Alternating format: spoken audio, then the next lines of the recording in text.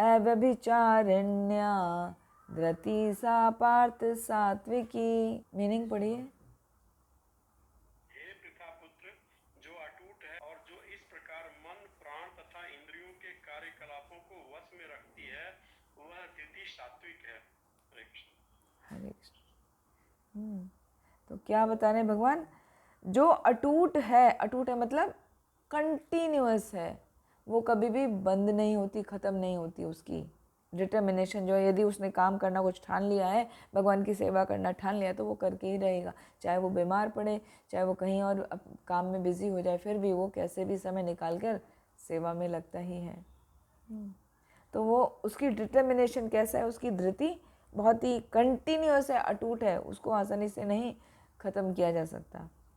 और वो योगाभ्यास द्वारा अचल रहकर ऐसी धृति को प्राप्त करता है। ऐसा डिटर्मिनेशन पाना आसान बात नहीं है, तो उसके लिए वो बहुत योगाभ्यास करता है। योगाभ्यास का मतलब ये योगासन से नहीं है। योगाभ्यास का मतलब है वो साधन भक्ति बहुत करता है, उसकी साधना बहुत स्ट्रांग होती है। इसी के लिए वो भगवान की सेवा में लगा रहता है, वो कभी भी उससे विचलित नहीं होता।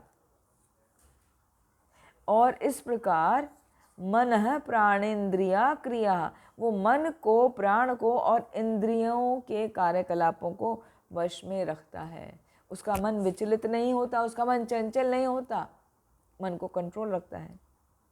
उसका मन, प्राण, जो उसके प्राण हैं, हाँ, उनको वो कंट्रोल में रखता है।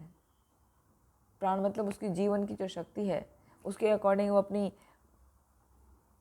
शक्ति का, अपनी बॉडी का केयर करता है, जिससे उसे पता है कि वो भगवान की सेवा करना है। तो मन को, प्राण को और इंद्रियों को, जो सेंसेस हैं, उनको वो कंट्रोल में रखता है।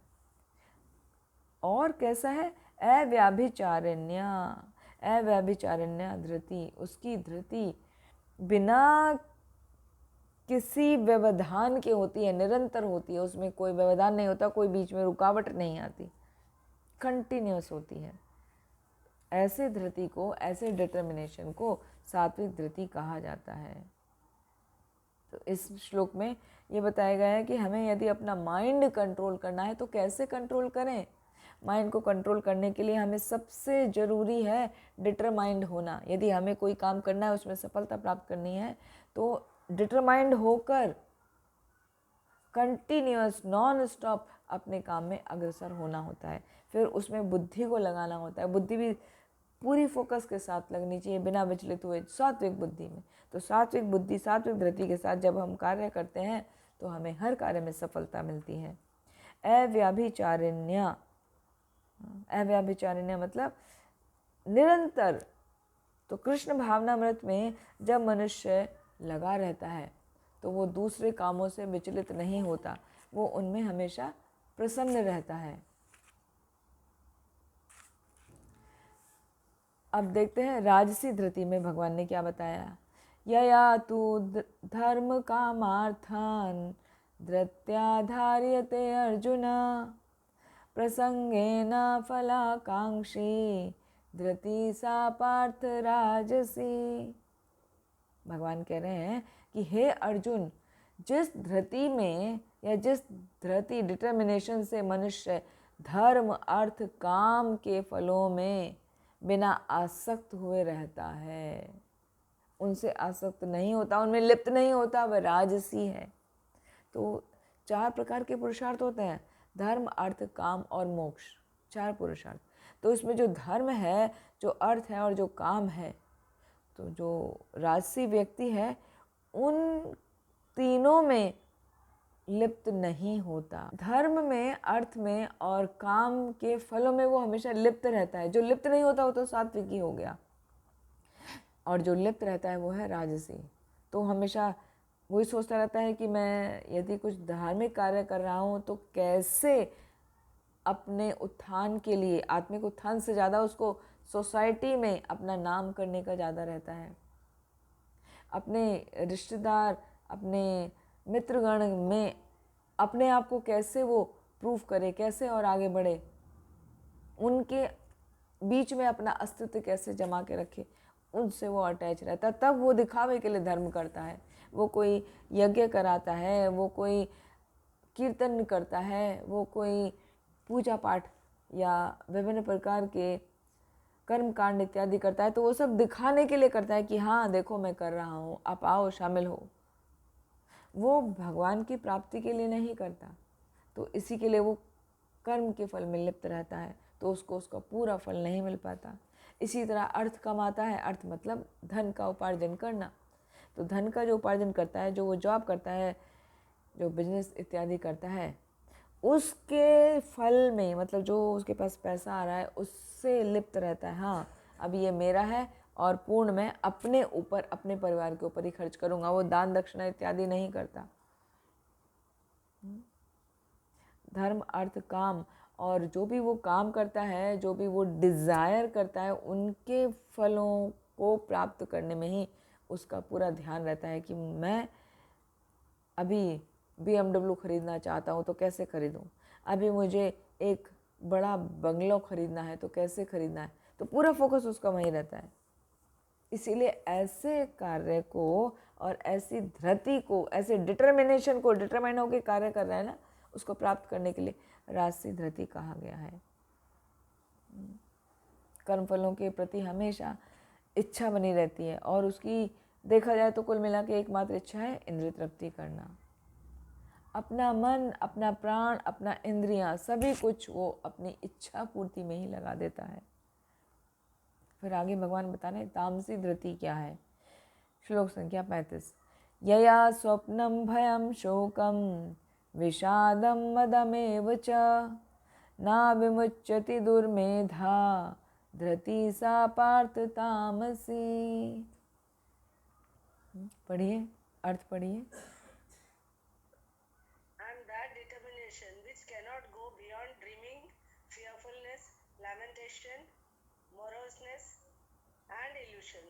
Such unintelligent determination. भगवान बता रहे हैं कि हे पार्थ, जो धृति, यया मतलब इस बारे में, जिस बारे में बात हो रही धृति के बारे में, स्वप्नम भयम शोकम विषादम, जो स्वप्न भय शोक विषाद इनसे ही पूरी तरह घिरी रहती है, इनके अलावा वो कुछ सोच ही नहीं पाता, ऐसी बुद्धि, दुर्बुद्धि, वो ऐसी धृति तामसी हो जाती है।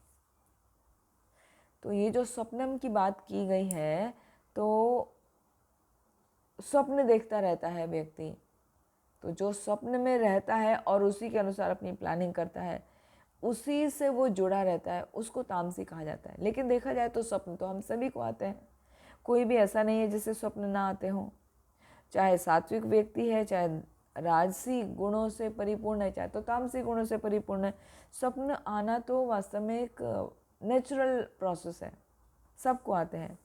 लेकिन यहाँ पे स्वप्न से मतलब है कि वो एक डे ड्रीम में रहता है, सोएगा तो बहुत ज़्यादा सोएगा, कुछ वस्तु का भोग करना चाहता है तो वो अति मात्रा में करेगा, उसको कुछ सफलता मिलती है तो उसका उसे गर्व हो जाता है और अपने आप को गर्व से नहीं बचा पाता।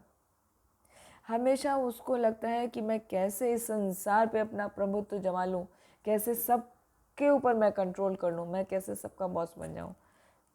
तो वो स्वप्न देखता रहता है ना, आइडिया बनाता रहता है। तो ऐसे स्वप्न को, ऐसे उसके प्लानिंग को, जो हमेशा भय से, शोक से, विषाद से, मोह से परिपूर्ण रहता है और अपने मन, प्राण और इंद्रियों को उसमें लगा देता है, तो ऐसे डिटर्मिनेशन को तामसी डिटर्मिनेशन कहा जाता है। वो अपने आप को बचा नहीं पाता, वो हमेशा अपने फ़ायदे के लिए विभिन्न कार्यों में लगा रहता है जो कि नुकसान देने वाले हैं। तो ऐसा हो गया तामसी धृति।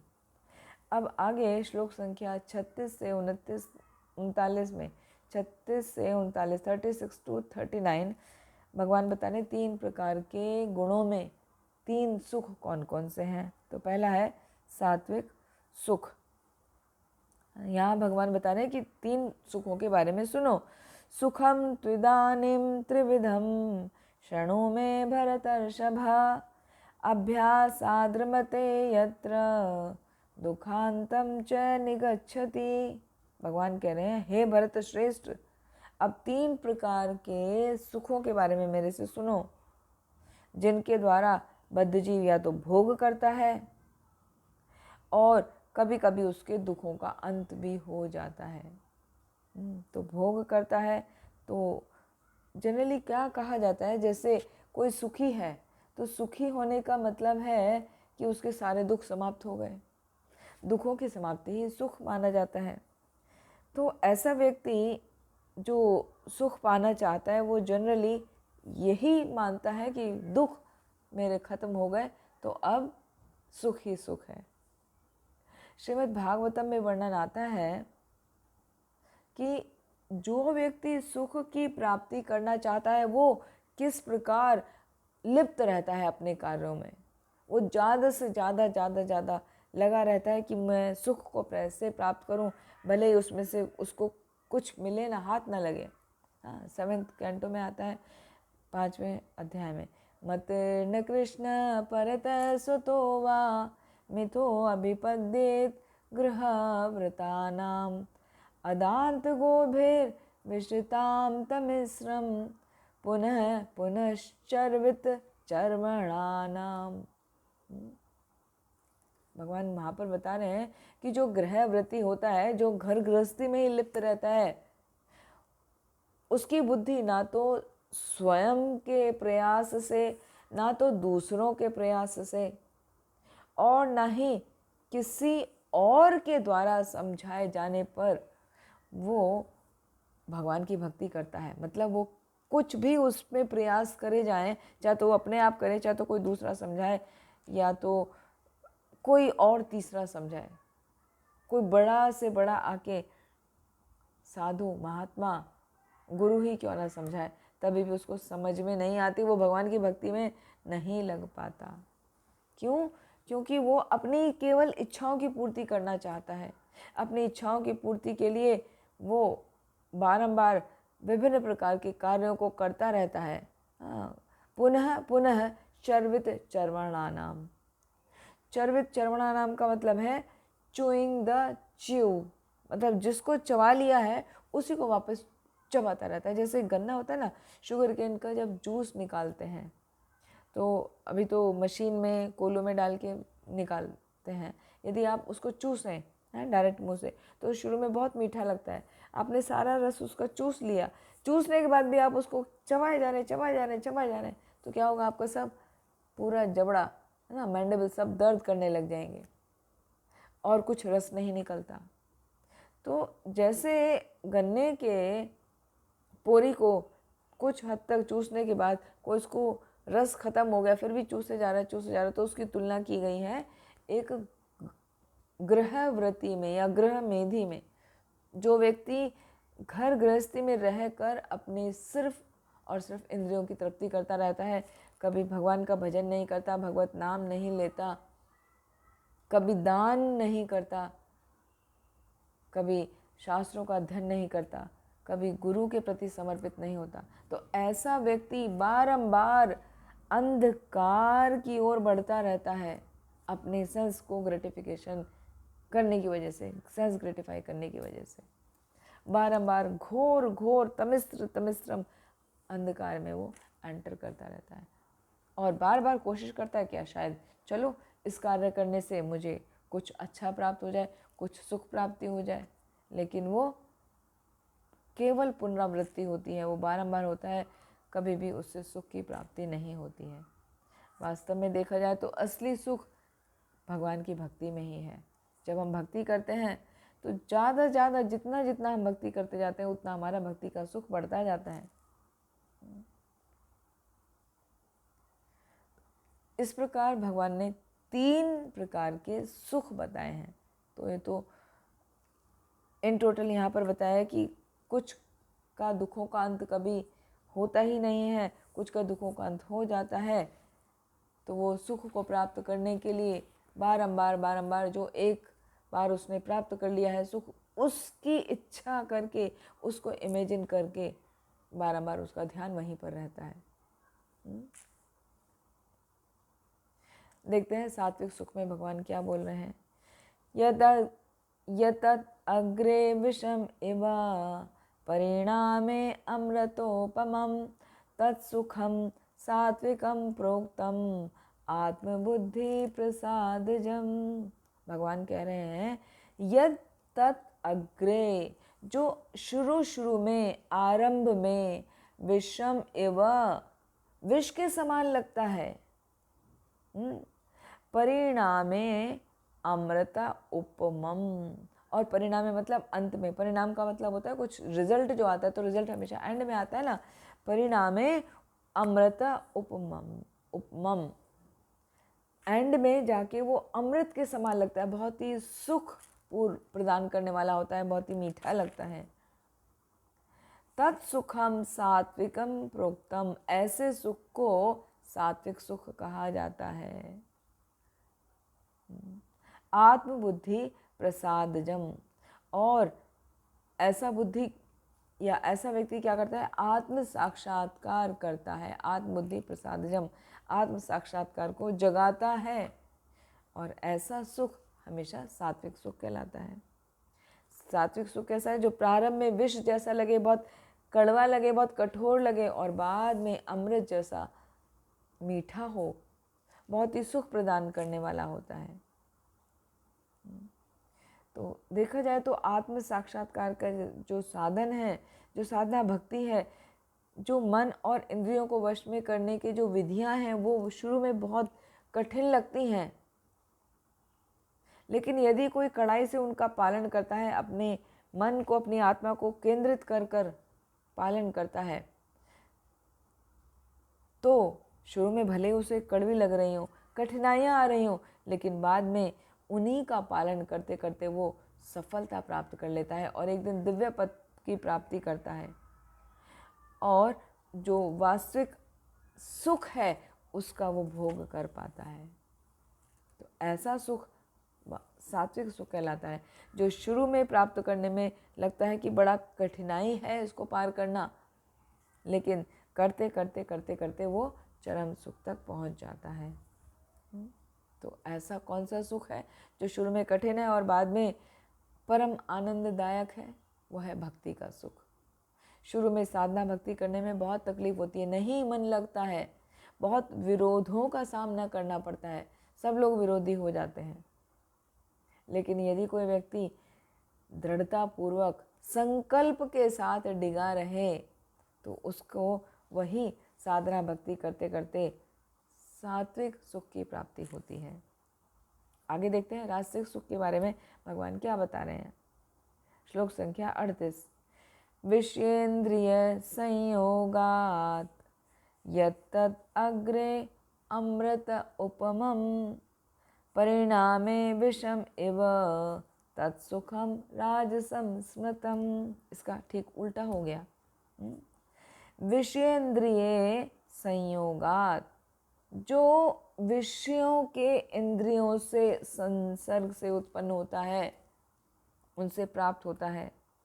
और कैसा है? यद्दत् अग्रे, प्रारंभ में, शुरुआत में, अमृता उपमम, अमृत के समान बहुत सुखदायक होता है।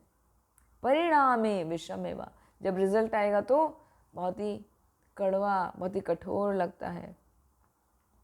तत्सुखम राजसम स्मृतम, ऐसे सुख को तुम राजसी जानो। तो ऐसा कैसा सुख है जो शुरू में तो बहुत अच्छा लग रहा है और बाद में कड़वा लगता है? श्रील प्रभुपाद ने उदाहरण देकर समझाया है कि जैसे कोई युवक यदि युवती को देखे तो उसको बहुत अच्छा लगता है, उससे विवाह करने का उसका इच्छा जागृत हो जाती है, विवाह भी कर लेता है। विवाह के बाद में जब उनका आपस में मैच नहीं होता, क्योंकि उसके लिए भी बहुत संघर्ष करना पड़ता है, उसके लिए भी आपस में तालमेल बिठाना पड़ता है, तो जब वो नहीं बैठता तो क्या होता है? विवाह विच्छेद हो जाता है। तो पहले जिस चीज़ से सुख प्राप्त हो रहा था, शुरुआत में बहुत अच्छा लग रहा था, बाद में क्या हुआ? अब विष के समान है, विच्छेद हो जाता है। और शोक, विषाद, ये सब उत्पन्न होते हैं। ऐसे सुख को राजसी सुख कहा गया है, जो इंद्रियों के संयोग से उत्पन्न होता है। और ऐसा सुख हमेशा दुख का कारण बनता है। अतएव हर प्रकार से ऐसे सुख से बचना चाहिए जो थोड़े समय के लिए हो। शुरू में बड़ा अच्छा लग रहा है लेकिन बाद में ख़राब है।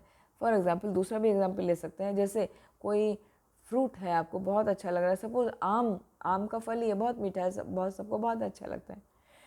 अभी मीठा लग रहा है तो उसको किसी ने बहुत टेस्टी लग रहा है तो बहुत सारे आम खा लिए, 8-10 आम एक साथ वो एक ही बार में खा लिए, तो क्या होगा, उसके पेट में बहुत गर्मी हो जाएगी, उसके फेस पे दाने आने शुरू हो जाएंगे, बॉडी में दाने आने शुरू हो जाएंगे, है ना, गर्मी है, गर्मी आएगी बाहर, उसको लूज मोशन स्टार्ट हो जाएंगे यदि इतने सारे आम एक साथ खा लेगा तो शुरू में तो अमृत तुल्य है ना आम खाना, लेकिन बाद में तो कैसा विष तुल्य हो गया, उसको स्किन एलर्जी हो गई, उसको स्टमक प्रॉब्लम हो गई।